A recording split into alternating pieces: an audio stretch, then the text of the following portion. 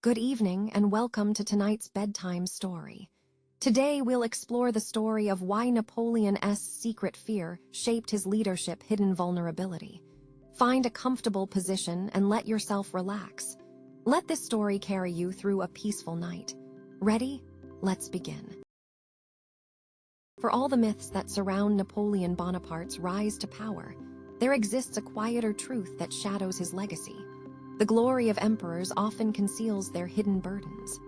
In Napoleon's case, it was a secret fear that sculpted his leadership, a vulnerability that quietly simmered beneath his indomitable facade. As dusk descended over the rugged terrain of Corsica, a young Napoleon often found solace at the cliff's edge, where the rhythmic lull of the Mediterranean waves crashed against the jagged stones. The crisp, saline air invigorated his senses, stirring dreams of distant empires yet unseen. As the setting sun painted the sky in fiery hues, Corsica's ancient silhouette stood whispering secrets of ages past, embedding in him a profound connection to his heritage.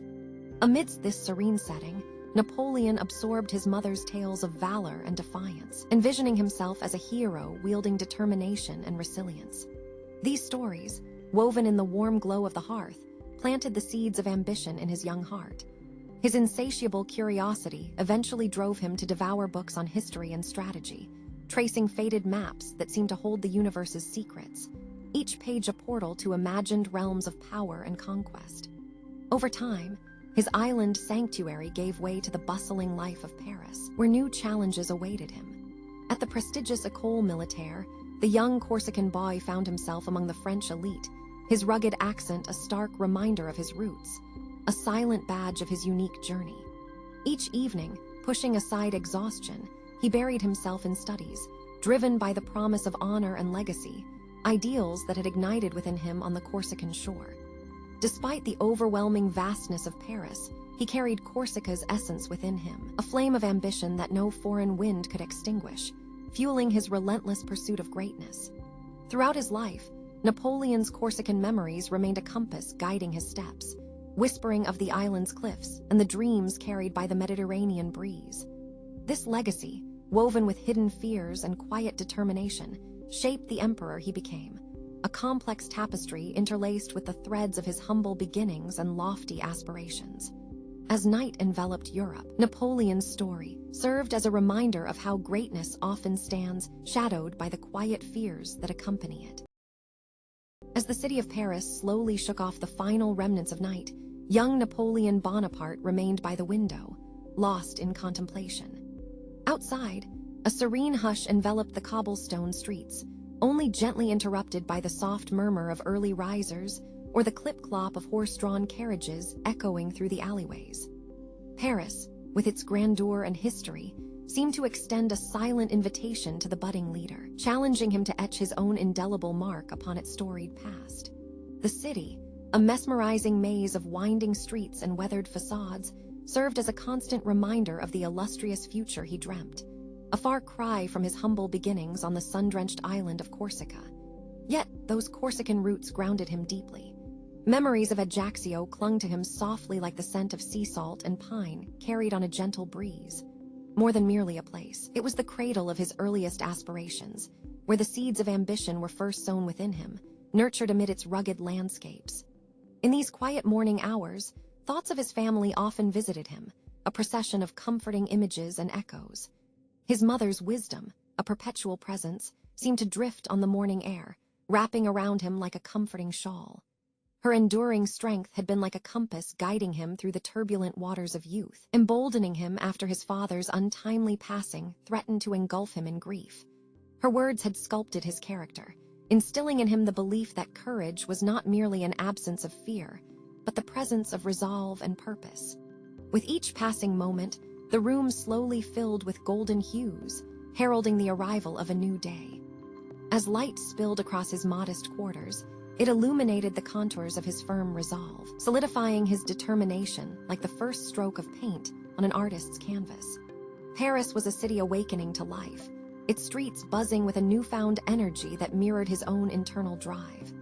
Every day was a step forward in his unfolding journey, and his dreams took on shape and form like masterful sculptures emerging from the cold marble of reality. eyes closed, perhaps to better illuminate the visions within. Napoleon pictured the vast horizons he was yet to explore.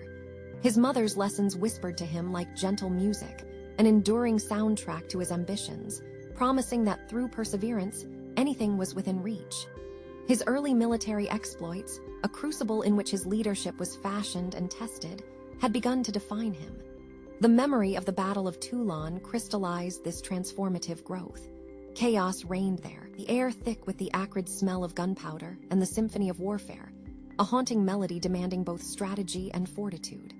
Amidst such chaos, he felt an unparalleled sense of clarity, where the world narrowed into that single, defining moment when he realized the immense power of his vision.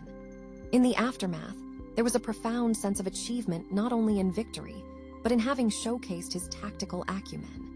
Each decision had carved his path a little more clearly, with every choice contributing to the mosaic of his emerging identity.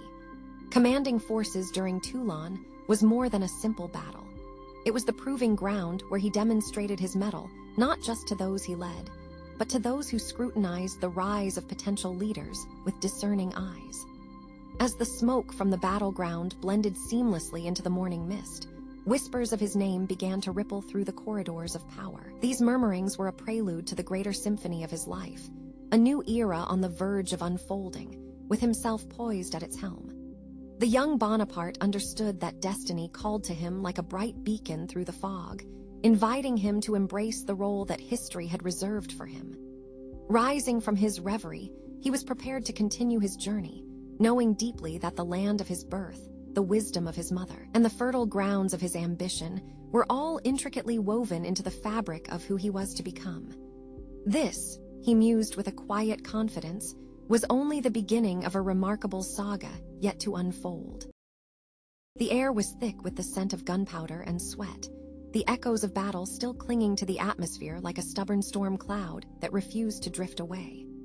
Destiny had indeed whispered its approval, wrapping itself around the youthful heart of Napoleon Bonaparte, Corsican by birth, but increasingly a wanderer by destiny. As he stood amidst the throngs of jubilant soldiers, the warm glow of fires illuminating faces both weary and jubilant, he was acutely aware of the symphony of victory singing through the air, every cheer and cry a note in the crescendo of his mounting triumph. Yet amid this cacophony, a more subtle dissonance hummed within him. Each accolade served as a reminder, a call, and a whisper. The island roots that had nurtured him, the Corsican soil that had cushioned his childhood steps, seemed to retreat into the sanctuary of his past.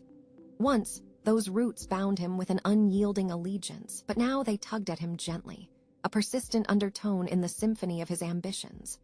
Loyalty danced a complicated tango with destiny, their twin forces pulling him in disparate directions, a push and pull he felt in the core of his being.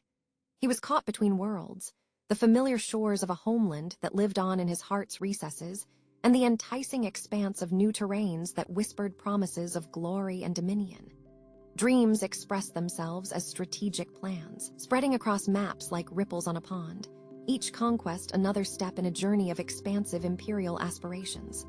Europe lay before him, a sprawling canvas of interwoven histories and conflicts, waiting for his touch, his unique brand of artistry in war and governance. As the light began to dwindle, the sky above transforming into a canopy of twilight indigo, he felt a contemplative stillness envelop him. He stood on the precipice of history, yet in those softer moments, as day turned to night, it wasn't just the triumphs or challenges that occupied his mind, but the intimate specter of isolation that loomed ever larger. Success, after all, had exacted its toll of personal sacrifice weighted with solitude. Victory's sweetness was tempered by the bitterness of forsaken alliances, childhood dreams traded for the grander visions of a continental ruler. Corsica remained a flicker of warmth in his heart, a flame not easily extinguished. He conjured memories of sun-drenched olive groves, the salt-laden breeze that whispered through seaward pines, and familial voices echoing with laughter and reprimands. Those images anchored him, reminders of origins shaped by simplicity and earnest bonds. As evening surrendered to night, the air around him cooled. The clamor of celebrations faded, replaced by the gentle hush of nighttime seas, their vastness a metaphor for unclaimed territories and untold ventures. Napoleon stepped into the embrace of quietude, no longer surrounded by the rallying cries of his men, but the rhythmic assurances of his own beating heart, charting its way through the unfolding epic of his life. Here, he belonged to no land but ambition itself, a solitary navigator among the stars, on a course guided by the luminescent glow of his boundless drive and introspective reveries. As Napoleon stood beneath the venerable arches of Notre Dame, he sensed the ancient stones whispering stories of past lives, their cool presence a stark contrast to the fervent heat of his ambitions. The air within the cathedral was infused with the rich perfume of incense, intermingling with the weight of history to form an almost tangible fabric of reverence that covered the moment in a timeless mantle of grace. Flickering candles cast dancing shadows upon the mosaic floor, rendering the scene both serene and somber, as if the walls themselves bore witness to the unfolding of a new chapter in the saga of humankind. Clad in opulent raiment, the weight of his coronation garment seemed to merge with the gravity of his own desires. The robe, heavy with gold and velvet, clung to him like a sacred burden, its texture both sumptuous and slightly suffocating. With every rustle, it whispered a reminder of the power he sought and the solitude it necessitated. The crown, newly placed atop his brow, pulsed with the attention of 1,000 eyes, its golden surface capturing and splintering the soft light from above, creating a halo around a man now becoming myth, forever intertwining his personal destiny with the onward march of history. His heart ached with the poignancy of the moment, a profound stillness draped in contradictions. Cheers from the gathered crowd, a mass of humanity alive with anticipation, reached him as a distant roar, akin to the ocean's waves pounding against a far-off shore. Their adoration was intoxicating, yet beneath each acclamation lurked the specter of expectation, each praise a tacit plea for deliverance or prosperity. He inhaled deeply, feeling the cool drafts of air circulating throughout the cathedral, anchoring him amidst the swelling tide of emotion to ensure he remained grounded in the present. As his gaze swept over the assembled dignitaries, his mind involuntarily catalogued the faces of those who both supported and opposed him. Allies, rivals, and those whose allegiance shifted as capriciously as the wind, an intricate tapestry of relationships as delicate as gossamer. Each nod and gesture of respect was imbued with the politics of power, each deferential gaze an unspoken treaty forged under the pressures of coercion and compromise. Bound by their vows, they formed an intricate network of loyalty and intrigue, like threads woven tightly together to withstand even the harshest of trials. Beyond the sacred walls of Notre Dame, the city of Paris thrummed with life. Cobblestone streets bustled with vendors calling out to passers-by, their voices mingling with the sound of children at play, while the gossip of Napoleon's ascent spread like wildfire, carried through winding alleys and crowded marketplaces. Horse hooves clattered rhythmically against the stone, echoing the relentless march of history itself, marking each moment as significant and eternal. Yet, just as the muffled notes of the organ filled the soaring nave with celestial harmony, a part of him yearned for the simplicity of the past, a time when dreams were enough, unblemished by the harsh glare of reality. He reflected on the men who had fallen under his command, each one a silent specter in the pantheon of greatness he feverishly sought to construct. Their silence pressed upon him like a leaden shroud, urging introspection even as he embraced the intoxicating cusp of destiny, fully aware of the heavy cost of his ambitions. Ultimately, beneath the grand vaulted ceilings and gilded crowns, Napoleon stood not just as an emperor but as a man, a complex weave of vision and vulnerability. The empire beckoned, sprawling across continents, a vast canvas upon which he longed to paint his legend. Yet, with each new chapter, he could not escape the profound solitude that accompanies those who soar the highest, alone among the stars. In those quiet moments at the center of power, he felt the weight of his choices, the isolation of command, and the delicate balance that existed between glory and the silent shadows that lingered at the edge of his grand aspirations. And at that sublime juncture, he understood that while glory might be within his grasp, true peace would always remain just beyond his reach. The air around him was permeated with the familiar aroma of wax and incense, clinging to the cold stones of Notre Dame. This scent wrapped around him like the persistent embrace of history. He stood amidst towering pillars and awe-inspiring stained glass, which painted the fading light in hues of scarlet and sapphire. Each color whispered tales of glory and ruin, of lives intertwined and undone. Within this sacred edifice, a cacophony of unease gnawed at the fortifications of his carefully curated facade. There was a profound, almost primal understanding that no matter the victories carved into the annals of time, the soul yearned for more than land or title. Each step he had taken toward this grand conquest seemed now a question mark, an inquiry posed by the silent, immutable gaze of the carved saints and martyrs who had watched over centuries. As he moved, their eyes seemed to follow, unblinking, each statue imparting a silent judgment. The cold, unyielding parquet beneath his boots echoed with a hollowness he could not dismiss, each step reverberating like a heartbeat within the ribcage of this mighty cathedral. He felt every measure of power bestowed upon him, yet iron-fisted assurance began to crumble beneath the weight of introspection. Outside, Paris simpered under the cloak of twilight. The Seine reflected a gentle riot of purples and golds, its waters holding fast to the silhouette of Notre Dame against the horizon. The city's heartbeat was almost palpable, a rhythm that belied the struggles and dreams of its inhabitants, their lives sprawling like the convoluted streets that twisted into unknown futures. There was a hum of life, a persistent murmur of dreams being shaped and reshaped, of whispers that climbed towards the evening sky. Back inside, the quietude was as sharp as a blade, slicing through the air and revealing the fragility hidden beneath his armored convictions.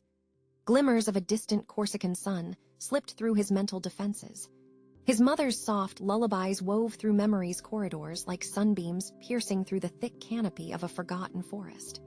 Those remembered fragrances of olive groves and salt-kissed breezes brought with them the faintest echo of innocence, long lost to the tides of ambition. His mind unfolded like a battle map, where every decision, every sacrifice lay bare under scrutiny. Faces of loved ones appeared and vanished, specters within the sacred smoke that curled upward into eternity. His brother's laughter, his beloved's gentle admonishments, all faded like the sepia of old portraits, retreating into the shadows like ghosts resigned to the past. They were reminders of what once was, of the bonds that had been sacrificed upon the altar of ambition. In this moment of vulnerability, the very weight of the crown upon his brow served as both anchor and muse, a symbol of sacrifice and creation. The realization settled upon him, not as a thunderous epiphany, but like the gentle, persistent ripple of a spring-fed brook meandering through a quiet glen. It drew clarity from the mudded waters of conquest and dominion. Here, amidst the muted echoes of his thoughts and the lofty arches of Notre Dame, he pondered not just the empire he had built, but the legacy he would leave behind, fragile as autumn leaves scattered by the wind, yet eternally part of the mosaic woven into the world's fabric. The bells of the cathedral chimed, casting their sound into the vastness of the evening. Each peal seemed to resonate both within and all around him, as if echoing through his very essence. It was a profound moment, one that driven home the truth that had eluded him in the clamor of battles and courts. In the quiet resonance that followed, he found space to breathe deeply, allowing thoughts of timeless significance to settle, curling into the gentle embrace of the night. He understood that the testament of the ages was not found in titles or triumphs, but in the indelible impact one leaves upon the heart of history itself. It was a quiet revelation, one that acknowledged the true immortality of actions and memories imprinted upon the collective heart of humanity. The echoes faded, leaving him only the silent promise of the night's warm embrace and the gentle hush of time's unending passage. Within the enveloping shadows, his thoughts finally stilled, yielding to the soft promise of mindful rest.